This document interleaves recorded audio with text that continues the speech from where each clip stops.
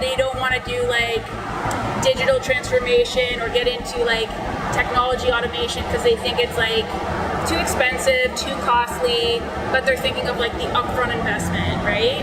So what do you think the upfront investment is just training, right? So the first thing you do is it's like just brand and influence, and then the training is the most expensive thing I find. Is time to learn and change. But as far as what it costs to use, it's nothing in comparison. And what would you say to the people that like in their head they know it's the right thing to do for the company, but in their heart they're worried about if they introduce someone like you to their IT guy, their job's going to be gone? Well, that's like literally every business owner is trying to make it easier for running their business. Right. So I don't know why that's even a question, right? Yeah. Like I don't understand it. It's foreign to me. Like it's like you don't need to do this. You could do it yourself, or something else could do it for you. Yet we're gonna put the responsibility on this person that I don't trust anyway, but I just pay to trust. Right. That's what it is. Right? And how much do you think that is just like there's someone sitting in a company that is like housing all this knowledge and information? So one of the things that our clients talk to us a lot about is that they've got like one person in the organization that's like the tech guy, and he knows the passwords, he knows like how if he things died, work. Like if he got like in a car accident, or died. We'll just say this is a fictional story. Okay, so we can fantasize. So he's dead. So he died. He or she has died with the information in their head.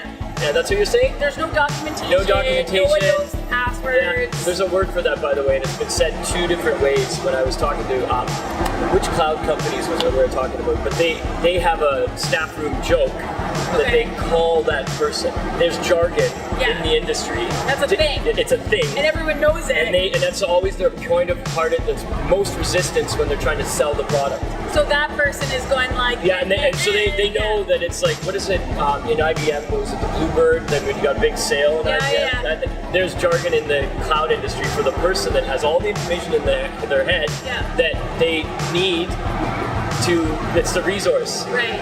And there's usually one. Only one? Yeah, there's usually one. And is it someone who's just been at the company a long time? And then you want to know who it is? It's the bookkeeper, usually. Okay? Because they're the ones connected to the financials. Okay. They're the ones connected to the bank. Yeah. Right? Yeah. And they have all these things that the owners don't know how to do. Right. That have to do with the income of the business and the profit of the business. Yeah. That they rely on that person. Right. So I always target outsourcing the bookkeeper right away. Okay. Right? And is that different in like a larger organization versus like a small business, or do you think it's pretty consistent? Pretty consistent. Yeah. Because the owner of the business or the person that designed the business, they're not accountants. They just know that that's an integral part. Literally all they care about is AP and AR. Right. So if something connected to AP and AR, they can't get that dashboard information immediately, happens. Like a disconnect from that, they're just like grabbing someone's sleeve. And it's usually the bookkeeper. Right. I need to know like this. Yeah. Right? And if that person is like showing resistance, like in your experience, what are some ways to like open their like mind or like change their point of view on it, or get them to like think of it differently so that they're not what necessarily do like, I do? Yeah. I lead by example. Okay. Right? So my joke is the automated method by the automated method. Right. Okay, so I have an automated method that runs my automated method.